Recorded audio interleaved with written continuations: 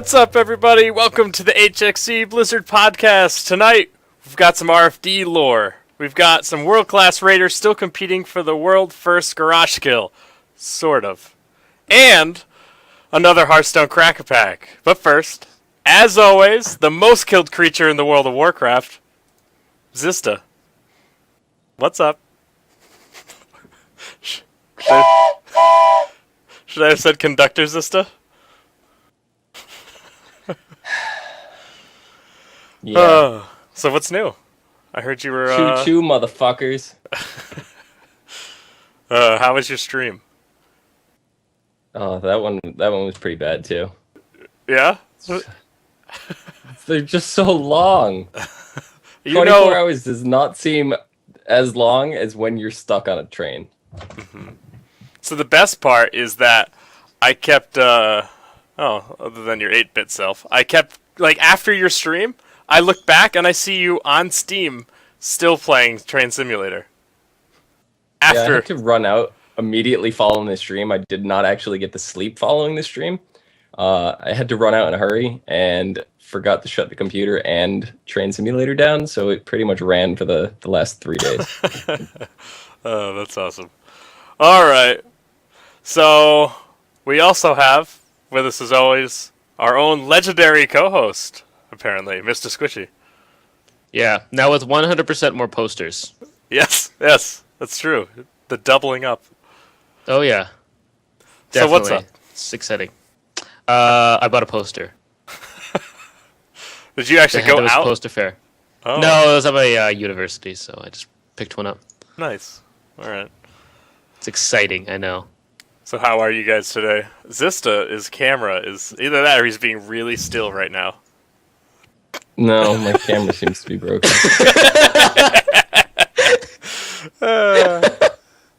Quick, take a picture, Sophist. I don't have to. It's fine. It's there. It's still there. Yep. Oh, man. So, oh, there he goes. Andy's back. All right. So, we actually have a pretty, as compared to our normal shows, we have a pretty short show this week. Oh, maybe. I don't know. We could go for 3 hours, but basically, just a little bit of World of Warcraft stuff, a little bit of Hearthstone stuff, and some extra things. So, you guys want to start on the lore? Things. Lore of the Cinder Kitty? Yes. Oh. Speaking of Cinder Cats.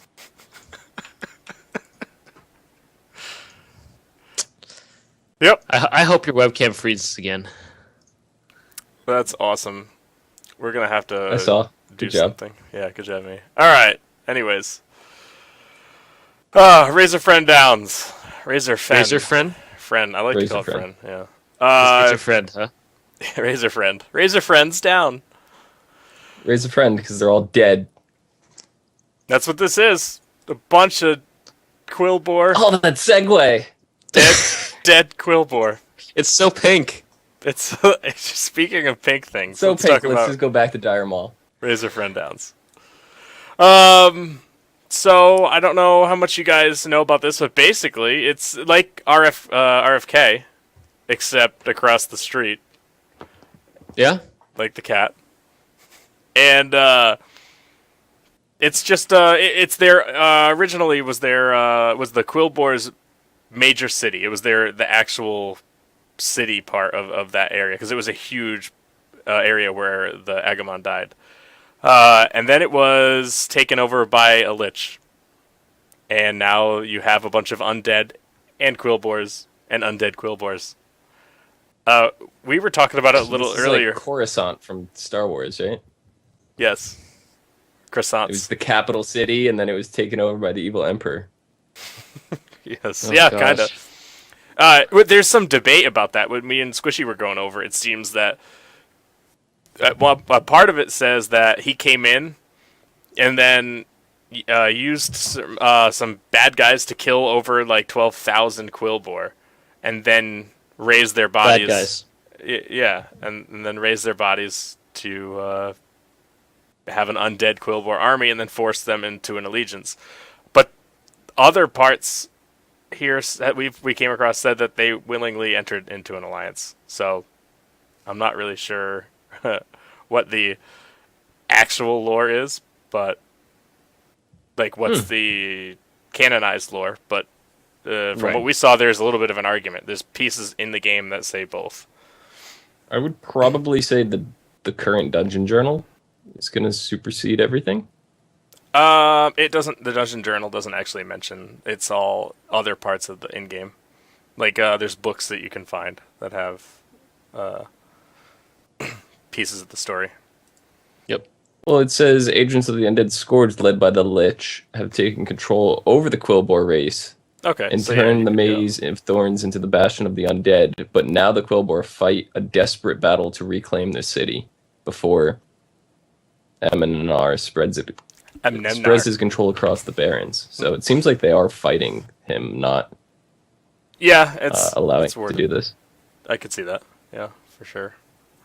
So, you guys remember like a lot? Oh, it's just his camera. Can you put Jasper right in front of the camera? Every time you move, it zooms in and out. All the way in. All the way in. Hello, kitty.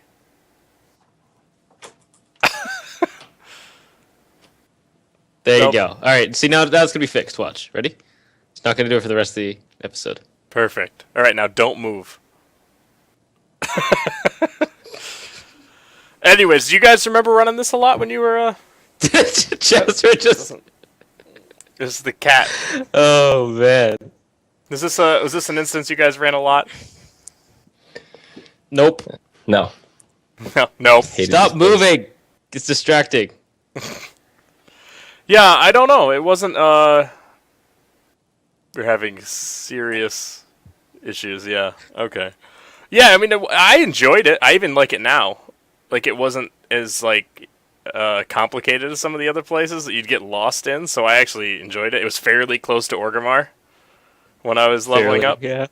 So I actually did run it quite a... when I was leveling, I stayed off of Orgrimmar's continent. I was undead leveling up, so I pretty much stuck to the Eastern Kingdoms. I didn't come over to Kalimdor very often.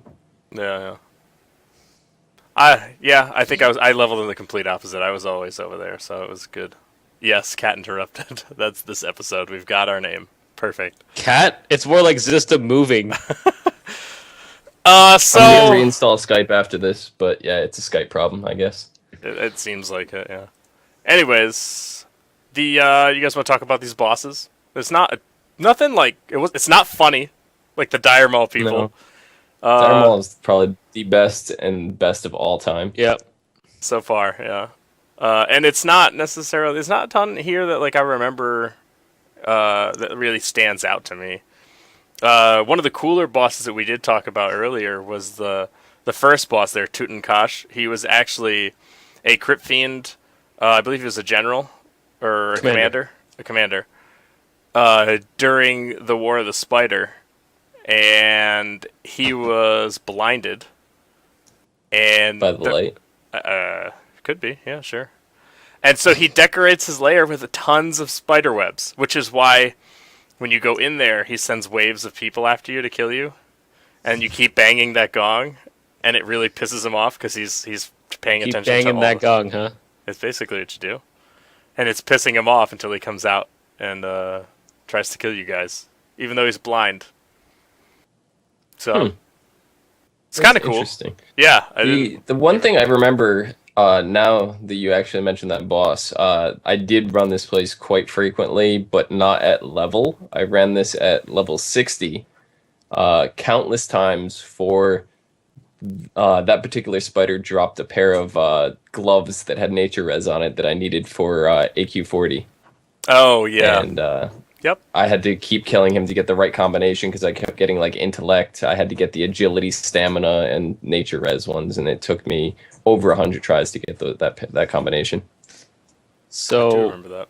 He was just mad that you were banging his gong. Exactly. Yeah, he's just like, chill out, guys. More or less. I mean, I just came in there like a wrecking ball and yep. And you were like... started licking my sledgehammer everywhere to hit that gong. Yep. Exactly. When do you guys want to pick up this next guy, Mordresh Fire Eye? More just Fire Eye. He was a former shaman. He went down there to investigate what was going on down in Razorfen Downs, and he was slain and resurrected as a undead servant for the Scourge. And he pretty much said that the elements were unreliable, and they empowered him with fell energies. And it's basically his shamanistic duties are just a mockery now. Yep. Yeah. And he incites frenzy into other undead. Yep. Yep. You find him sitting on top of a pile of bones. Yeah. Yeah, it's that guy that's all dancing on top of the bones when you walk in there, just jumping around like an asshole. Yep. Oh man, next Squishy, you want to take Glutton for us? He's just your standard abomination, basically. Your camera's really annoying me. So maybe if I distracted. shut the moving lights off in the background, that might help a little. That'll probably I'm sure that's it. Oh, that's good. That's perfect. Oh wait. It has sound.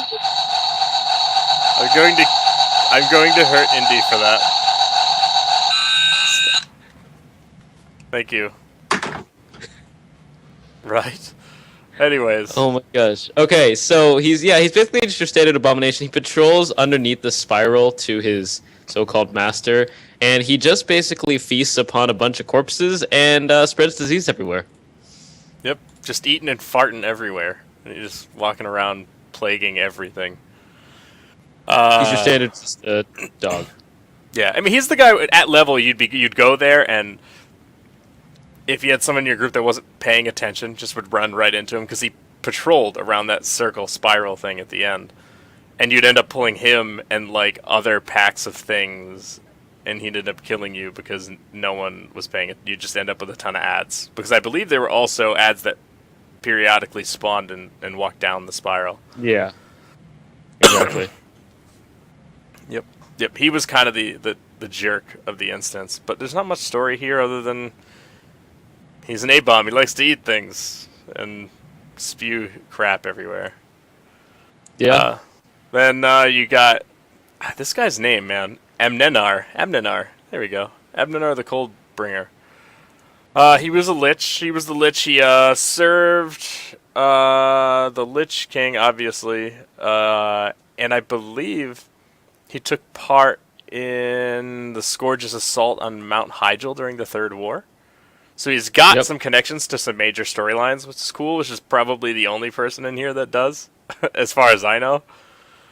And he was told by the Lich King, said, hey, go to Kalimdor and try and set up a base for the Scourge so that we can take over Orgrimmar from there. And Theramore. Is he like Jan Eagland? Yes. He's the Scourge's version of its UN. It's the UN member. Yeah. Every time system moves, it's so distracting. It's not when I move. It's just the camera keeps blinking. He's I'm not watching moving it now, look. even when I'm staying still. The camera just blinks. It's Skype that does it. My camera's fine because it works fine in XSplit. It's just for Skype for whatever reason, even if I'm perfectly still. Ugh. Yeah. So he's just kind of a jerk that works for the Lich King and took this place over and is keeping the Quillbore under control. Under wraps, yeah. Yeah. And using them as a weapon.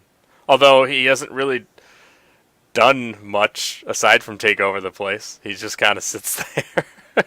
It's a base of some sort, but it's not like he's ever pushed out into any other areas, so I don't know. Right.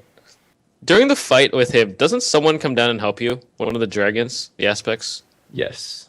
I don't remember. Was it Alex Straza? I don't think it's Alex Strauss. It's an emerald dragon. I don't know which one. I forgot about that completely. I remember someone talking, and I remember a dragon. I just don't remember exactly who. Yeah. Yeah, That's interesting. that's exciting. Yeah, I mean, I'm surprised that this wasn't one of the dungeons that they redid for Wrath of the Lich King to bring it up for like a heroic of level 1, because it just seems like it tied into that story fairly well. Yeah, they didn't remake any dungeons in Wrath of the Lich King, didn't they? It wasn't until Cataclysm where they started remaking. Yeah, it's Cataclysm and no, Wrath of the Lich King had Shadowfang Keep and Deadmines. No, that was Cataclysm. Wasn't it? I think it's Cataclysm that did that, yeah. Cata was the first. Yeah. Yep. I thought there was someone... No, I guess not. No, because you what had... What was ZG and ZA? That was Cataclysm 4.2. Okay.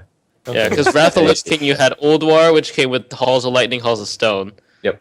Then you had the Lich King dungeons at the end. Halls of Reflection, the Pug Killer. Yes. Halls of Reflection. Hide in the corner. Let everything come to us. Dude, I hated that thing. The random dungeon system towards the end as well. It's like, Halls of Reflection? Fuck it. I'll come back. Mm-hmm. Yep. Oh, man. Yeah. So, I mean, aside from that, it's not the most exciting instance that we've done so far, and it doesn't even have that flavor that Diremal had. Right. So there's not much we can get into with it.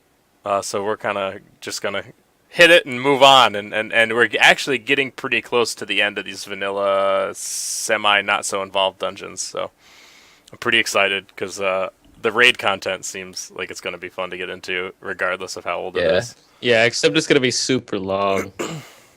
Shouldn't be too bad. And then once we get past vanilla, the Burning Crusade stuff actually focus more on kind of story stuff and whatnot too, so there'll actually be more substance to it. But next week we have main gate of Stratholme. Sweet. Yeah, Strath is actually a big story, so that should be fun. Yeah. So aside from that, we got some Warcraft news this week. Like I said, people still competing for the heroic Garrosh world first. Sort of. We had an Asian guild get the world first Garrosh heroic kill. However, Squishy, did you want to get into some details as to why this isn't actually... It's a little confusing as to what that means. Some China guild in China got the world first kill of Garrosh heroic. And as expected, there was a vision of some sort where you fight him in the extra phase with the Shod version of Stormwind. The thing is, it doesn't conclude our race here in the North American and Europe, or the North American and Europe race, since China has extra item levels and the bosses hit and have more health. So we still have the race going on here in North America and Europe, but over there it's pretty much done. Yep. Yeah, so it's a little weird. Someone did get the world first. It's the first time it's been killed, but they were playing kind of a different game, so we don't really know how that affects. I don't know. What are your thoughts as to? Yeah, I mean, it is. They still have that item thing going on where their item levels are all different than ours, right? Yep. So, yeah, I mean, it is kind of a different game. So, yeah. They did do it. You can't take that away from them. It's an accomplishment, but it's kind of in its own bracket, in my opinion. Yeah, that's kind of how I say it. It's awesome that they did it, but I don't know how you can compare them because they're not really the same thing. They aren't the same thing. Yeah. So we do have some guilds that are really close, though. So we've got 3 25-man guilds that are 13 out of 14 heroic, and 2 10-man guilds that are 13 out of 14. The 25-man's being Method, Blood Legion, and the Russian Exorcists, and the 10-man's being Paragon and Depraved. Do you guys any guesses as to who you think's going to get this one first? Method for 25-man for me. I think Paragon is going to get it before the 25-men, but obviously they're going to get it first in the 10-man bracket, in my opinion, anyway. But I think they're going to even beat out the 25-men. That would be interesting. That'd be cool. I think so as well. I think Paragon is going to beat Method, but Method's going to win the 25-man race. I'm kind of rooting for Blood Legion myself. I hope they but I don't think so. I think Method's got this one in the bag. They had I think a full extra day. Right. So, See, I tend to root for the underdogs, so That's true. I would like to see Blood Legion because has or I don't know, has a U.S. guild ever gotten a world first? Or has way it been just back. like forever ago, right? Like, it's been a while, yeah. yeah, Vanilla, Burning Crusade. I think Burning Crusade was the last time. yeah. Oh well, that'd be cool to watch. I keep an eye on it. I'd like to see the results once they start getting in these kills and watching some of the videos. I think it'd be fun. It's an interesting race. It's not to me. It's not as exciting as some other esports, but it's still entertainment. I feel I get something out of watching just to see. Like I'm really curious. It's as much entertainment. Sorry, it's as much entertainment as just as webcam zooming in and out every 5 seconds. Maybe if I just rock forward and backward like this constantly, you'll never know if I'm zooming in or out. No, it's quite obvious. Wait, it keeps zooming in now. Wait, no, seriously. Before, you could see the entire like railroad crossing sign on your right-hand side. Now it's half cut off. If you keep doing that, you're gonna zoom all the way, and it's gonna be your face. He's so trying to figure this out. Oh I think man, my webcam froze. You think? Possibly. You broke it. That's true. It won't let me turn it back on. Won't let me turn it back on. That's so good. Anyway, hold on. Before we get too involved in that, look, in chat, Saren was saying that the underdog would be the Russian guild. He's right? That would be more of a... Is that better? The hell? Is that better? Mm-hmm. Isn't the Russian guild, didn't they win Dragon Soul? Or one of the recent ones? Not that I know of. I know that there was a Russian guild that was very close in a lot of recent races. Hey. I didn't know. I don't think they won. I'd have to look some of this up. You know, I'm gonna be pretty interested in this. I'm gonna look this up for next week, and we can talk a little more about it. And I'm sure by next week, someone will have taken it down. So, aside from that, we got more Flex Raid, LFR Raid stuff going on this week. LFR Wing 2 opened up. I got a chance to see it. I think Squishy did, right? No. You kidding me? Okay. Well, I got to go. It was fantastic. Let me tell you how awesome LFR Wing 2 was. Mm-hmm. I was there so long, I was inviting people to my birthday party. I felt like we were brothers. Oh, man. How long were you in there for? The last boss? General Nazgrim, by the way, in LFR, it's a trap. It took us forever even to get him anywhere near close to dead. And then we finally got him fairly close to dead. He gets to like 5% health, and people just go, "Oh fuck, I'm just gonna focus on the boss." Sort of like that. And they just tunnel in on the boss, and then a healer comes out and starts healing him back up, and then you're wiped because you're not actually doing enough damage to him. It's painful as hell. Also, Dark Shaman. Apparently it's really hard not to stand and shit. What else? I'll put it this way. I was in there with really, really bad healing gear, and I was topping the healing meters. Yep. That bad, huh? Yeah, I was only topping it because I've heard many, many horror stories, such as 6 to 8 hour LFR wings, a total of 40 stacks of determination of the entire wing. Thank you, Sophist. Mm-hmm. It's it's exciting. Yeah, it's rough. It's just annoying. Like, it's not fun. Like, now that Flex is the thing, you go into LFR and you're like, man, I could just have gotten a few of my friends together and done Flex, because it would have been done. It's quicker. It's actually more convenient currently to run Flex, in my opinion. Yeah. Like, you just go and trade, or open raid, or OQ, and be like, hey, I'm looking for a Flex. You can be in and out 1 hour, 1.5 hours. Whereas an LFR, you're going probably close to 2, 3, 4. It took forever. It was fast. It's been faster so far to run flex in a group of people that doesn't normally raid a lot and they just enjoy being there with us, and we're not really paying too much attention and we're just getting stuff done. It's more enjoyable. It's closer to a real raiding experience, and I don't know. The flex thing right now, they're doing such a good job. They're doing such a good job with flex that I at this point, the only reason I'm in LFR is because I just leveled my paladin to 90 like 2 weeks ago, and I need a couple pieces of gear to finish my set. So yeah, I'll probably be running LFR a little this week just to make up for what I didn't get to do last week and see if I nab a tier token or two. Do you think that LFR is going to die from flex rating? I don't know. It's more of a question now. Like, I would like it to, but I don't think it's going to die. I just think less people are going to do it.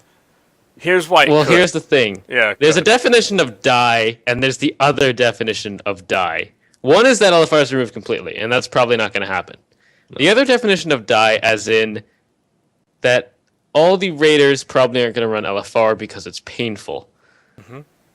And therefore they're not going to do it, which means the quality of players goes down. Oh, not to mention the queue time. It's like a triple the queue time of a normal queue time now to do an LFR. And this is week 1. It took quite a while to get a queue, so... On top of the fact that you're going to be sitting there wiping for hours. I don't know. Here's my thought. Because not so many people are queuing, can they bring LFR's difficulty even lower to match the lowering quality of the players? Will they do it? I don't foresee it. I don't see that happening. That's ridiculous. That's why, here's my thing, that it may not LFR is already face roll. They may keep LFR, but they may look for alternative answers to it at this point, because soon it's people don't want to do it. And when they're there, they're angry. What I could see them doing is keeping it how it is and maybe giving a little more valor to make it worth running. So more people would run it for their valor income. Outside of that, I don't really see any real draw that they could do. Maybe they already have the pets introduced. Maybe they could make some of the mounts, not all of them, but I don't know. I don't really see even the mounts. I don't know if that, and I'm a mount collector. I don't know if that would be incentive enough for me to keep running it on LFR. Yeah. And Hammer's the point in chat. Bashiak came out and said that there hasn't been a player quality or completion rate change from LFR. Do I believe Bashiak? Not really, to be perfectly honest.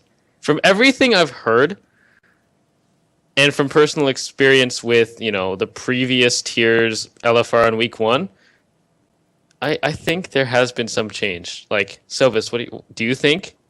Do you believe Bashiak when he says completion rates have not changed in regards to comparing the first week of Throne of Thunder with the first week of Siege of Orgrimmar? Depends on what he means by completion rate. Because the raid is going to finish. It should be 100%. Like, you don't quit completely out. You just file more people in there. So to me, I don't know. It depends on what he means by it's statistics. So he could be like, yeah. He might mean player to player, though. I could totally see that, because do you not remember the beginning of Throne of Thunder? Dordon was Wing 3. Like, Wing 2 was, Tordos, Megara, and G-Kun. Mm-hmm. G-Kun was a little rough at first. Okay, yeah, G-Kun was a little rough until people figured out you had to do Ness. So there is something there, but I don't think it was this bad. Like, we heard of, people calling out, we went up to 7 or 8 determination stacks, but Nazgrim, I think, has the biggest roadblock in LFR history so far.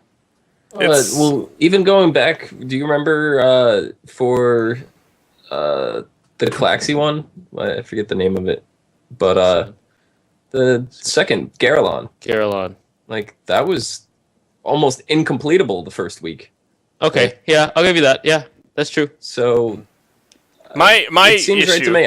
I definitely see them nerfing it soon. My issue here, though, is not that it's fine if that's the case, but I think maybe they're starting to realize that they did a good thing with Flex, and that Flex is for people that want to see the content. It's pretty easy to get a group together.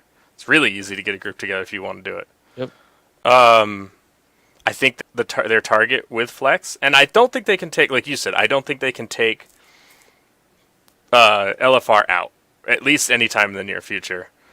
However, they can start looking for other alternatives to the problem that LFR solves is like me. The only reason I run it is because I just leveled the character, I went to the Isle, I got mostly good enough gear to raid. I actually did raid with crap gear in Flex raiding, and we still were fine.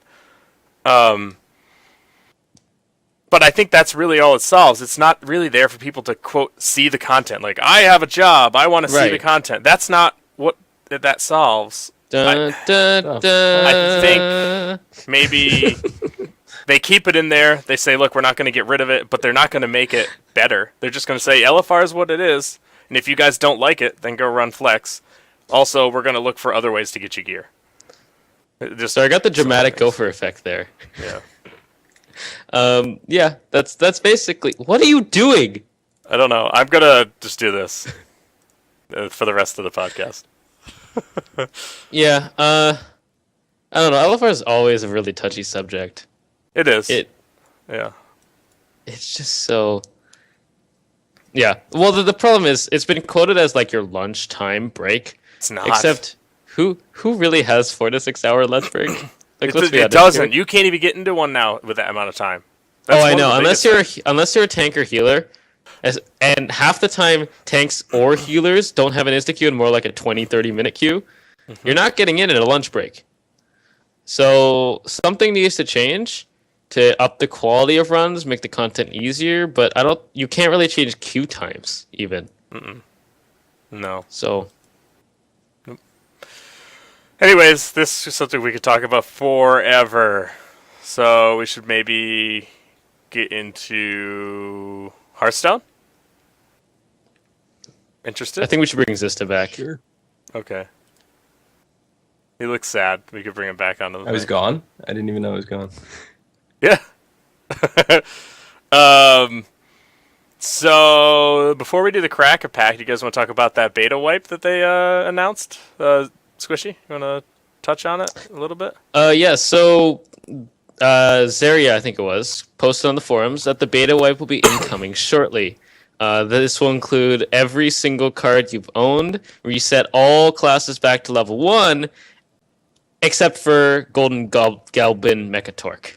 So it's a complete wipe except for that one card, and afterwards they will be upgrading to new software, which means more beta keys will be going out to players, which I think is exciting, since seeing the same people in Arena or seeing the same people in Constructed it kind of gets old eventually.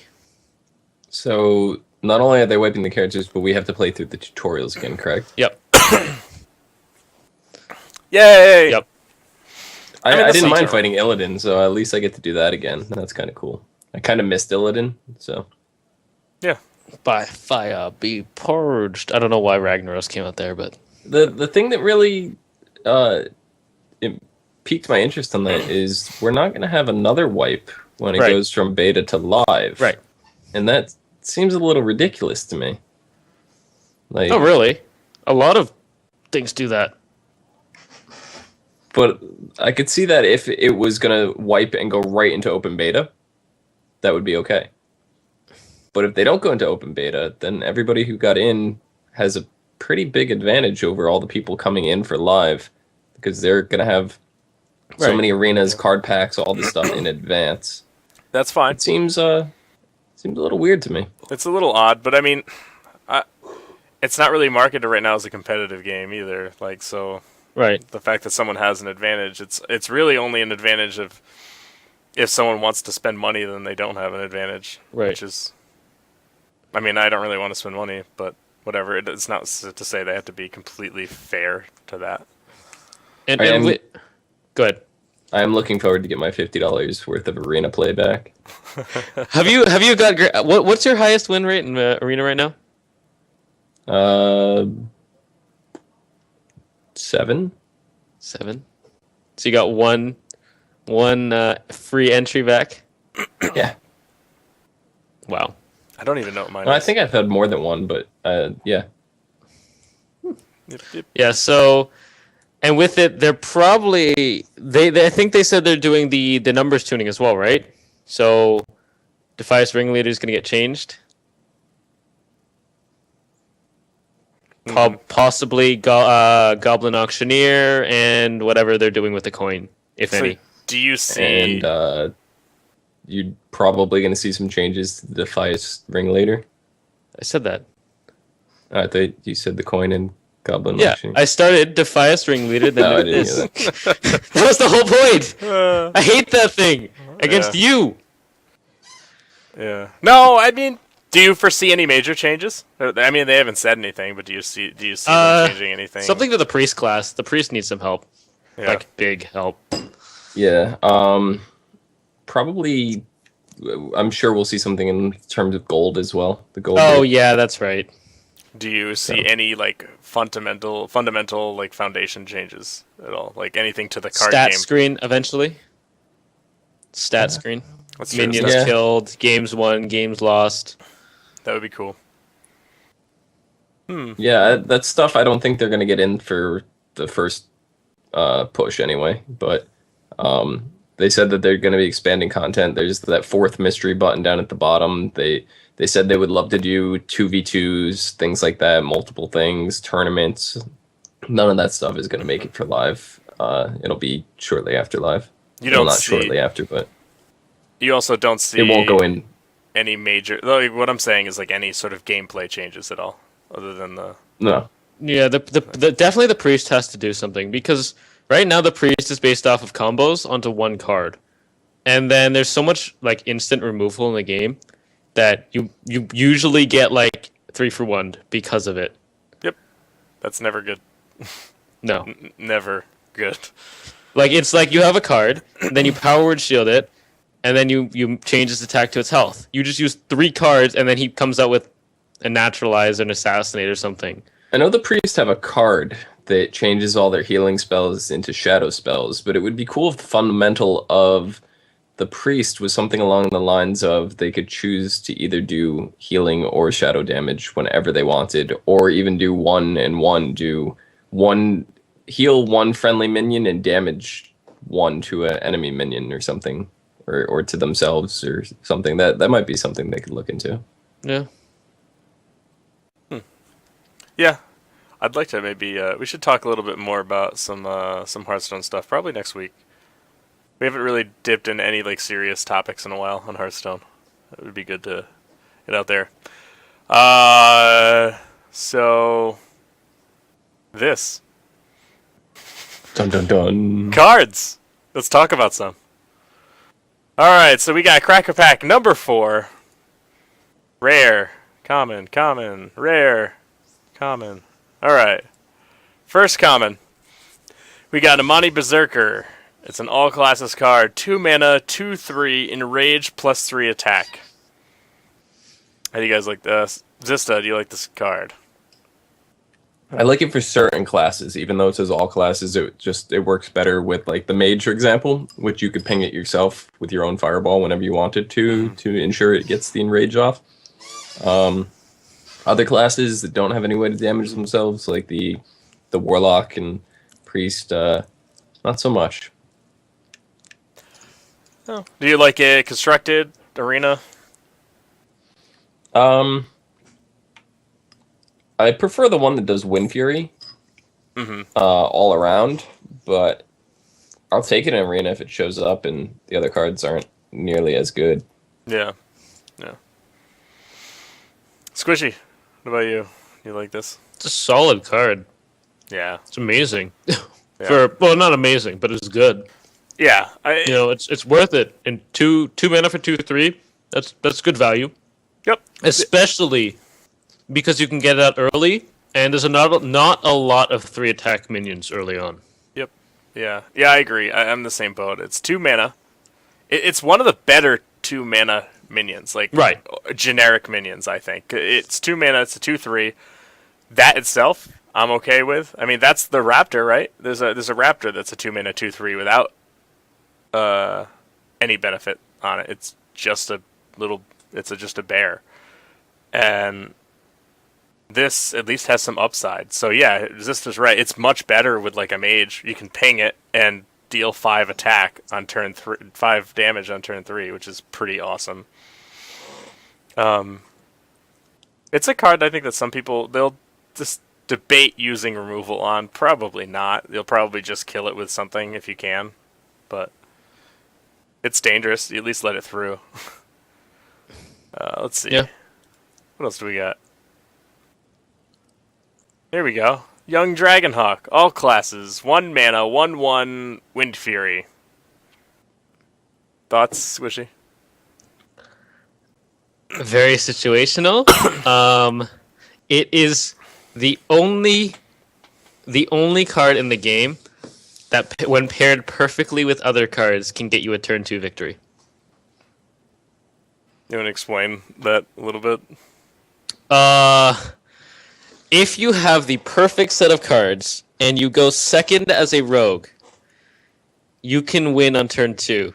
You need, I can't remember the exact combination. I think it's Young Dragonhawk, Double Cold Blood, something else, but it's so situational though. Yeah. I've gotten wrecked by it in a hunter deck.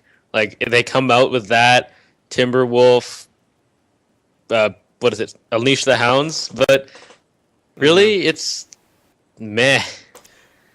Yeah, I see this as one of those. It's like a building block. It's not really a 1 mana 1/1. It's not good by itself. I don't like. Absolutely not. It doesn't trade with anything. 1 toughness is just not gonna cut it in almost any circumstance. It's more of a combo card than anything. I don't know. It's good enough in some decks, like you said, but I'm not taking it in a arena. No. Slap like another mana on it, give it 2 mana, and give it charge, and I'd love that card. Would you really take that? It doesn't trade. It's for You put face charge on it, and it has Wind Fury. It still dies if it Put hits charge anything and with Wind Fury attack. on it. Yeah, I still wouldn't take it. I would take it over what it is. It's a face smasher. That's what I call it. It's a face smasher. You can't trade at all with it, which means it's only going for the face. Yeah. Anything with That's why I taunt would really take it completely if it had nullifies charge it. over Yeah. Wind Fury. If it had taunt, or sorry, if the enemy has a, what am I talking about? If the enemy has a taunt, it's a dead card, pretty Yeah. much. Right. Yeah. So it's a bad. I don't like it. I don't really care for it either. Yeah. Yep. All right, so not so good. Next card. Here we go. Mage card. 1 mana. Ice Lance. Freeze a character. If it was already frozen, deal 4 damage instead. Do you like I it? like that one. I like Yeah. it quite a bit. Because there's quite a bit of mage cards: Frost Nova, Frostbolt, Blizzard that do Jasper. Stop hitting the microphone. That do frost damage. You have some neutral minions and stuff as well. That Battle Cry and Attack also freeze your target. Mm-hmm. For 1 mana, you do 4 damage. That's pretty awesome. And then if you don't want to use it for that, and you want to they throw out a 7/7 minion, and you want to just freeze it so you don't have to take damage that turn. 1 mana. It's great. Yeah. Squishy. Yeah, same boat. You know, it's 1 mana for a decent amount of removal. You can combo it. It's just all around. It's solid. It's not great, but it's solid. Yeah, I like it. It can situationally be not what you want it to be. Like sometimes it's one of those cards where you're like, if I need it to be 4 damage, it's not. Yeah, exactly. But it's still really good. 1 mana is not a lot for a card that actually has some utility. Right. And does 4 damage. So, I mean, it does 4 damage if you use it with another card. So it's really not a 1 mana 4 damage spell. But it's still good.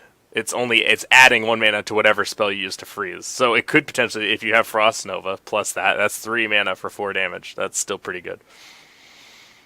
I agree. I like it. It's good. Good card. All right. Rare.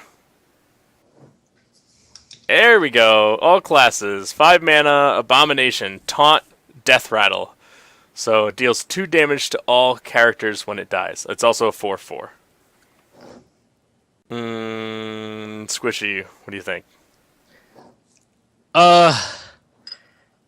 It's situational. It'll only be. It's good in arena. I'll give it that. Mm-hmm. But otherwise, I probably won't take this in constructed that often, unless you're running like a heavy removal deck. Okay. Yeah. Zista? Yeah, I'm kind of in the same boat. I tend to take this quite often in arena. It's great for board removal. Pair it with Warlock, for example, and if you have the Fire Blast with the 3 damage to all enemies. I forget what the actual name of the spell is, but you throw that down, you could take out some big minions with it as well, because it's going to deal 4 damage to them. They have to run into the face. Upon death, it's going to deal an additional 2, and if that doesn't kill it, you could finish it off with some kind of Flame Strike board removal. Yeah, I'm kind of same boat. I think it's good. Nothing spectacular. The right situation, it can be really good. The wrong situation, it could backfire really badly. It's good if you're overwhelmed, and it's especially... Yeah. And I don't want to say to take it in constructed all the time, but it would be an awesome card to counter a Murloc deck, because all Murlocs have low health. They're all within 2-3 health, something like that. On turn 5 is right around the time you're going to get overwhelmed by the Murlocs, so it may work fairly well in constructed, but that's, once again, extremely situational, and I'm currently living in magical Christmas land. Sure. Yes. It's good for against early aggro decks, but there's no way to tell. So generally, I wouldn't take it. Yeah, this would be the situation where maybe that would come in if they implemented some sort of sideboard gameplay mechanic, like is used in Magic, where you have a set of cards that you put on the side that you're allowed to switch in and out between games if you're playing a best of 3 set type thing. Yeah, pretty much. But to just put it main board into a real deck, I don't know. Arena, like I said, you guys probably hit it right on the nose. Arena, yeah, I like it. It's just so below the curve. Like if you don't need its Death Rattle, it's just so below the curve. Yeah. If you don't need the Death Rattle, there's no point in playing it, even if you don't have any... I don't want to say if you don't have any other cards in your hand, but if your board is full... Yeah, you're not playing that. You still don't want to play that, because it's dealing 2 damage to your own enemy, so... It's a card that ends up sometimes in the arena sitting in my hand when I have like something that I buffed up to like a 7/2. I know as soon as that goes out, it's going to kill everything off, so I tend not to play it until my big hitting guys are out. Yeah. All right, it's last basically rare. Just a recovery card. Oh, golden rare! It's a 1 mana, all classes, Bloodsail Corsair. Battlecry. Remove 1 durability from your opponent's weapon. 1/2. You go first this time, Sophist. Me. A 1 mana, remove 1 durability from your opponent's weapon. I don't know. I can't see a good time to really want to play this card. Turn 1. Even then, it's useless. What the hell? Am I going to removing 1 My opponent's not going to have a weapon on turn 1 unless he used his coin to play it. I don't know. I think it's dumb. It's not even something I really want to do in my pirate deck unless I just need to like fill out pirates that are affected by other pirates. I don't know. It could be good, but the frickin' ooze is better. In my opinion. I was gonna say 2 mana for a 3/2, and you just destroy the thing instead. Why is this rare? I don't even understand why this is rare. Because it's a pirate. Oh, it's a pirate. Good. It's golden. Some too. of the weapons, like I know the warrior can equip. What is it? A 5/2. Yeah. It would be good against that, but it's so situational because that would just ensure he equips the weapon, he hits you once with it, you throw that guy down, their weapon's gone. It's just Yeah. it's buying you a little bit of time. That's all it is. It's not worth it to me. Yeah, But the ooze is just better. like Luke Because it's said a in chat. 3/2 for 2 mana, which means it's ahead of the curve. And even if you're like, if you have this card in your deck, not a pirate deck, and you're against the mage, it's pretty much a dead card. Yeah, Yeah. no, You draw it. You draw it early. It's a 1/2. What's it gonna do? Punch him in the face for like 2 damage total? Like Sophis said, it would be good for a sideboard game where you know you're going up against a hunter, a warrior, or a rogue, and possibly even a paladin. But because the paladin has that 4/2 healing thing. And did I say hunter? Because I know hunter has the bow as Has well. some weapons, It's extremely. It would be great for sideboard. Not great, but it would be decent for sideboard. yeah, I wouldn't even do that. I don't know. It's not even. No.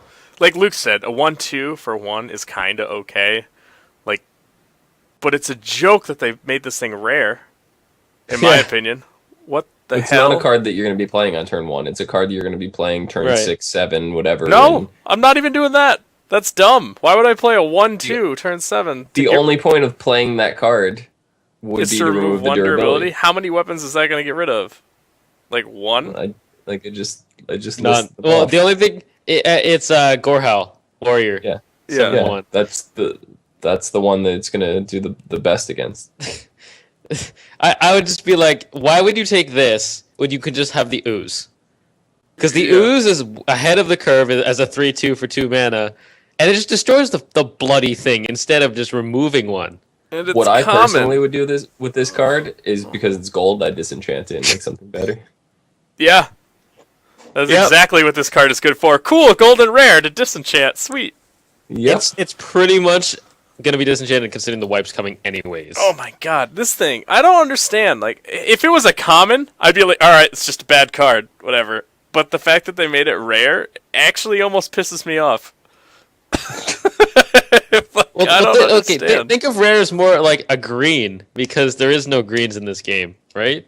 No, I don't really consider them like that because I sort of consider them maybe like what would be the equivalent of uncommon in Magic, which is like they're supposed to be pretty good, not like amazing, but at least like Yeah.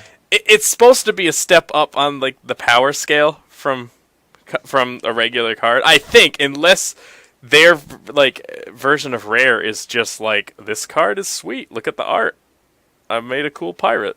Like I don't know. Like if it's just like a cool rating, then okay. But Well, what other pirate cards? Because I have not paid attention to the pirates at all. Every time I see a pirate, I'm like, yeah, and look elsewhere. But what are the buffs that pirate cards can get? you can do plus attack to other pirates. You can also do like It's I don't know. it's basically the same as the Murloc. It's just a theme. So this with the battle cry on it to remove 1 durability is definitely, if you're using it for a pirate deck, it's not a card you're going to be playing on turn 1. This is a card you're going to be waiting until your opponent plays. I don't know why you're saying gonna, that because I'm not waiting to play this card ever. Because the whole point of it is to remove 1 durability off. That's 1 turn of your opponent's weapon. You're It's still removing bad. 1 turn of their weapon. So if you have other pirates out that are going to be buffing this card, this is a late game card. It's a false reading by having 1 mana. If you have this in a pirate deck, you're playing it early, not late. Yeah, Because the point of the pirate and the Murloc deck is early aggro. and I'm not like you're I saying. can see like, other pirates playing before this one. This is not going to be something you play until your opponent has a weapon, if your opponent can even equip a weapon. but it's not even good. Like it's not even good in that situation. Like he has a weapon. I remove 1 durability is super. I would like you said. That could be 7 less damage you're taking on 1 turn. No, because that thing doesn't attack. Okay, if someone attacks me with a gore howl, it's dead after 1 turn. Okay, well then it could be 5 damage. Warrior has a 5/2. Yeah, 5 less, and I'd just rather play the ooze for 2 mana. Like, there's no point in having Well, this. obviously buff the ooze is better. I'm not arguing that. I said if you're playing this in a pirate deck, it's not going to be a card you play on turn 1. If you play this in a pirate deck, you're not playing it right. Like, this is not worth playing in any manner of like. I don't know. Maybe if it comes up in the same pack in an arena as a Doomsayer and a I don't I know. would never pick this card in Arena ever. I Yeah. don't care what I had. I don't care if every card I had. I don't care if 29 cards that I had in my deck were pirates and this showed up as number 30. I still wouldn't pick it for Arena. Yeah, it's not good. Why would you play it in Constructed then? I don't. Like I said, I don't even know what the pirate cards are. I'm saying. Yeah. If there's other pirate cards on the table that are going to buff this thing as soon as it comes into play, then it's going to be more than a 1/2. Yeah, but and not you're much. going to wait until your opponent has a weapon. That's all. Yeah, yeah, but I don't know. There's not really even a reason. Like in my mind, it's just bad. Don't ever play this. Disenchant it. Get rid of it. You don't need it. And yeah, I don't know. it's not good in any manner. I think that's it. You two done? Yeah. No. I want to go to Magical Christmas Land and find a scenario that this card is amazing in. I challenge you because I don't think there's You one. challenge me. Okay. I don't even think in Magical Christmas Land that this is good. I'm going to Magical Christmas Land right now. He's gonna put in all of his Oh, decks oh, and oh. keep playing it until he finds a situation that it's good. I'm making a pirate deck right now. Oh man! All right, we're going back to And the I'm screen. purposely going to wait, and I'm going to make this card come out and be the killing blow. Yeah, I think when they do the like new implementations for things and cards, they need to fix that one. Yeah. Well, I think they actually have to make rares decent, Don't even get me epics even started. better than decent, and then legendaries. I guess they can keep the same as like my God. rare WoW No. figureheads, but Legendaries are weird to me in this yeah. game because most of them are just bad. They're really high yeah. mana cost bad cards. It's just weird. I don't know. Like Yeah. Nostormu. Though Yeah. fun, A lot of fun. it's a Pretty bad. yeah. And By the way- Deathwing. By the way, I found this out when I was playing Zista, I think. If you have 2 Nozdormus out, it does not cut your time in half again or whatever. Yes. Faceless Manipulator for the win. Deathwing, 10 mana, except it's a dead card for 90% of the game. So Yeah, good. so I actually just pulled up all the other pirates right now, and Oh, I'm looking gosh. at them. There's absolutely nothing that it's good with. It's a complete waste. And it's You rare, have the dude. South Sea deckhand, You got a and rare. has charge when you have a weapon equipped. Bloodsail Raider, gain the attack power equal to the attack of your weapon. That card's not too bad. Captain's Parrot puts a random pirate from your deck into your hand. Oh, you might South get the Sea 1/2. Captain, all your other pirates have +1/+1. So that's going to make that thing a 2/3 for 1 Sweet. mana, which is not too bad, but the fact that that's a 3/3 for 3 mana, it's I don't know.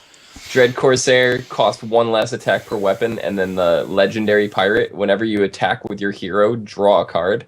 There's nothing, you can't work that in anywhere, so yeah. Nope, not just not good. So you weren't done. Are you done now?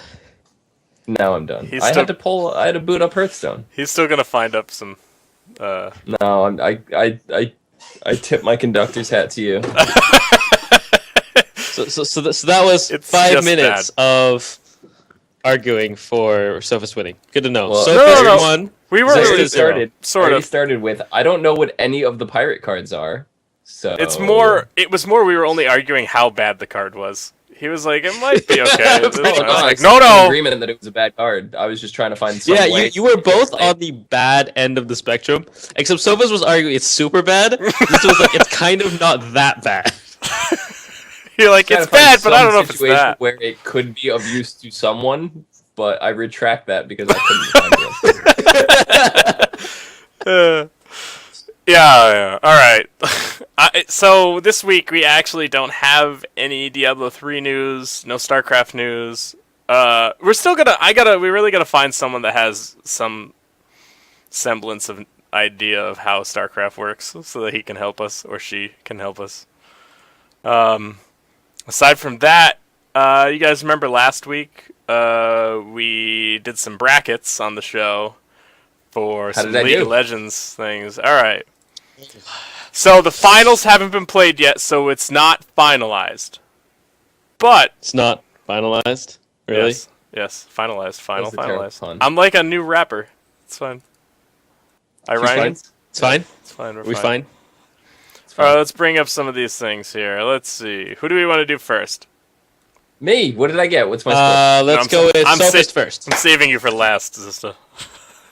You're saving the best for last. Okay. Yeah. So let's see. I got my top bracket perfect. Top half of the bracket. Got SK Telecom, Najin Black Sword, SK Telecom winning that match.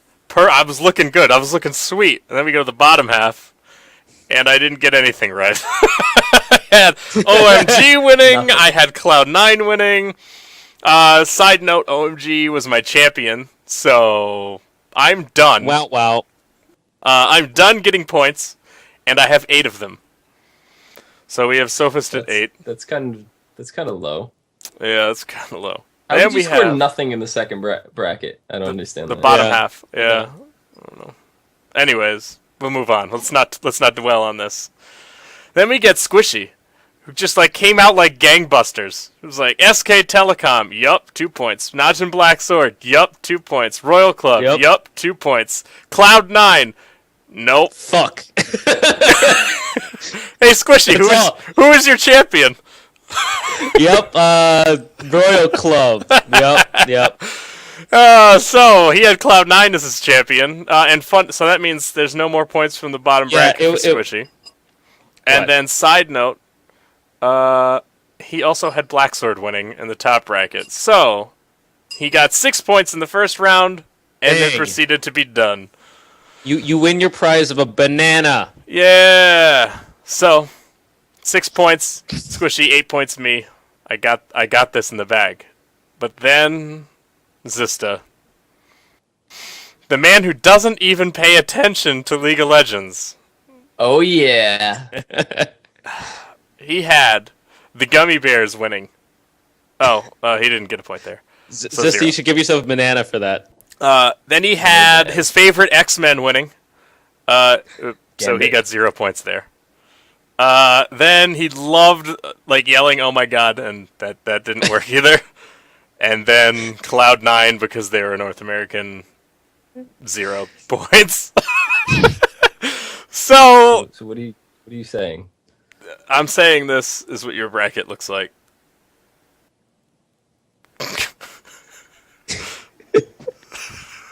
Zero points and the shutout, the goose egg for the entire tournament.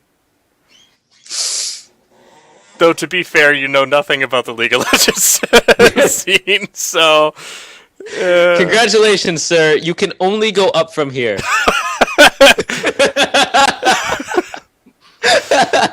yep, it's gonna be a big hill to climb, but you'll get there.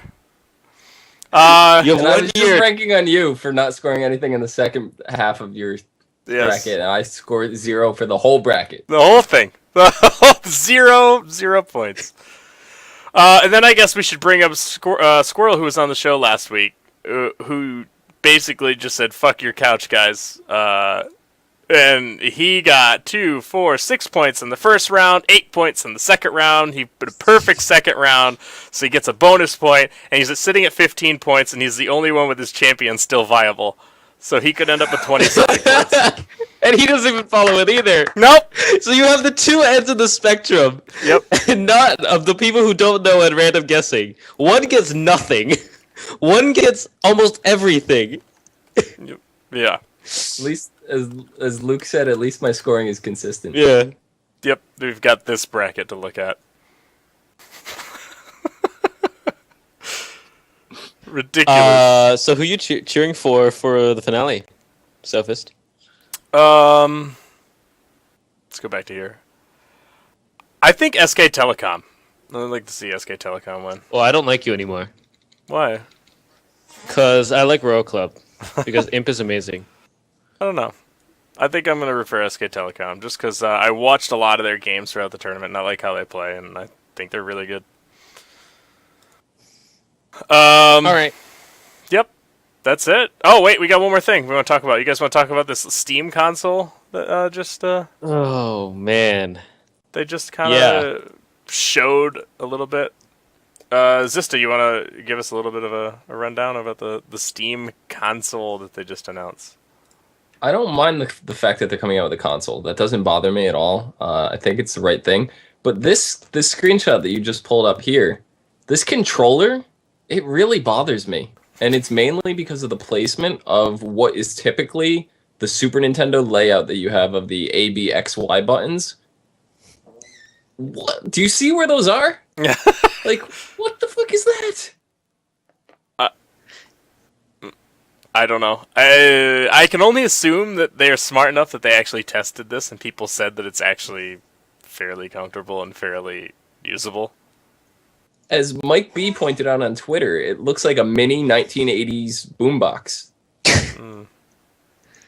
Yeah, those touchpads better work well. I totally see the touchpads working fairly well because they're, instead of joysticks like the PlayStation and the Xbox have, those are just touchpads. You can actually push them in. They function as buttons as well. Yeah. The concept of that is kind of cool, but I just don't like the placement of the buttons. Granted, there are triggers on the top that you can't see, but I don't know if there's 4 triggers or 2. I actually forget right now. It looks like there's stuff on the bottom as well. There are 2 triggers on the bottom as well, so it kind of reminds me of the Nintendo 64 having that Z trigger on the back. Yeah. Oh, that was speaking of worst controllers in the history of bad controllers. I didn't mind the N64 one. I prefer the N64 one over this one.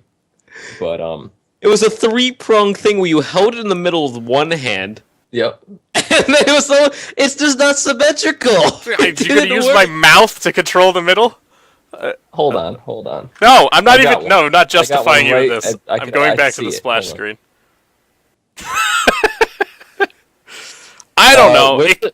I hope it's really good. I'm look at the chat. Oh, that looks horrible. Like over and over. Like I don't know. If the touchpad doesn't work though, it's like if it's not completely accurate or like 100% functional, it's not gonna work. Yeah. See. All right, I have the N64 controller right here. Right, this thing is designed a little bit better than that. Hey, I have orange. Here, go ahead. Show us. Teach us the ways. No, the thing I liked about it is because you could. You liked using your third hand. Play. I like that. It's versatility with the controller. I don't know. I liked it. It worked really well for GoldenEye. That's pretty much the He's only still in Magical Christmas Land! It works for one game! It must work for everything! The only game I really played on N64. Mario Kart! Come on! It was alright for Mario Kart, wasn't the Mario best, Party, that thing was the best. It gave me so many I've goddamn blisters. Oh yeah, we had this talk. Why have you never played a Mario Party in your life? Why would I? They're amazing. They're really good. It's just not with that controller because you have fucking blisters all over your hand. Whenever I had friends over to play local multiplayer at my house, we always play GoldenEye. That's all we played all day, every day. Was that the? We even had contraption that we rigged up that we had cardboard cutout for X that you put over the screen. We had 2 people sit on the floor, 2 people sit on chairs, so we couldn't see each other's screens. That's how crazy we went into playing GoldenEye. Did you guys use all 3 of your hands to hold the controllers? I used all 6 of mine. Yeah, so I remember GoldenEye. It wasn't that bad, but yes, Pokemon Snap, Thadrius, one of the best games ever. Yes. And Zista wouldn't know. I played. Yes, Pokemon I don't know. Let's go to this thing again. You gonna touch those pads? See, here's my thing. All right, picture this for playing Call of Duty. Right, you have Call of Duty where you have the top buttons are your aim, your scope, your fire, and your grenade. Right, so that's fine. The triggers, if there's 4 triggers at the top, that's fine for that. Now you have 2 triggers on the bottom, which you have in a typical Call of Duty game. You're going to use reload, jump, and crouch. Those buttons now are all over the place. So they're going to have to come up with some very creative button mapping to make a game like that function well. How impressed are you going to be if this thing comes out, you try one, you're like, this is the best controller I have ever played? I'm sure I'm going to love the touchpads. I already kind of have a feeling that those may revolutionize gaming controllers, but I don't like the button layout. I don't. Yeah, I don't know. We'll see. I'm not sure. Is that actually the final design, or is that one of the concepts? That is the final design. Well, Granted, I'm just going to go with IS. There are buttons in the middle. There's a touch interface, I believe, as well, where they have stuff like screenshot and whatever program. There was a screenshot floating around somewhere that they had the button mapping for what Portal 2 would look like on there, and it looked all right. It looked decent, but I don't see it functioning well for every game. Yeah. Yep. I kind of agree. We'll see. I'll like to see it in person just to see and give it a try and see how it works. But I'm hoping somewhere there's going to be a floor model demo that I could, because I'm not going to purchase this console when I already play Steam games on my computer. It's actually going to be more of a hassle for me to hook it up to my television in the first place.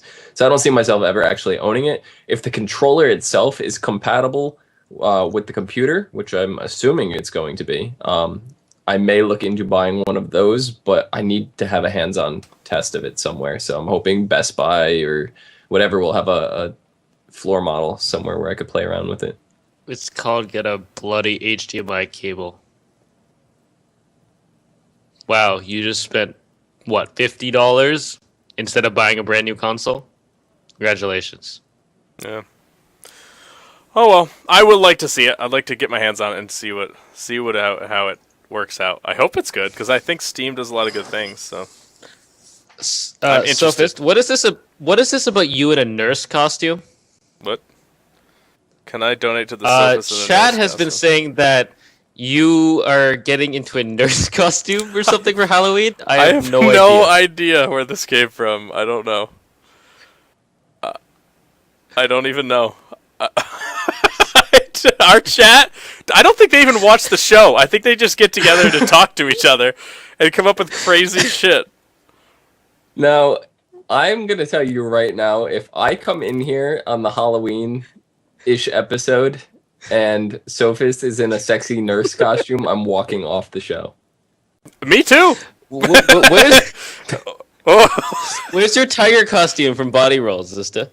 I don't own one. Oh my god, alright. I think we're done if we're talking about me in a nurse costume. You mean we're just starting? Oh my god. That's insane. You people. I don't even know. Zista, could you tell everyone here, even though they're not listening, where you can find... they can find you on the internet? Here. @Zista with an underscore. Make sure to tune in for Twitter. I'm going to be starting a podcast series with TV shows very, very soon as of this week. So stay tuned on Twitter to find out where exactly those are going to be. They're not going to be on my Dead Zista channel. But check Dead Zista on YouTube, Facebook.com/Zista, and Twitch.tv/Zista. Sweet. Alright. Squishy. Same question, different answer. At Squishy down below, as you can see, Twitch, YouTube.com/Mr. Squishy instead, and Twitter's down below, as you can see. Yes. Alright. And me, at The Real Sophist. Twitch TV/The Real Sophist. I've been streaming a little bit more and more these days. And you can get all these podcasts at thehxc.com. That's it. Thanks for hanging. We'll see you guys next week. I'm not fucking wearing it. I'm not wearing a nurse costume. Fuck you. Picture Sophist in that sexy nurse costume. I don't want to be in your... Well, it is sexy. I'm just saying.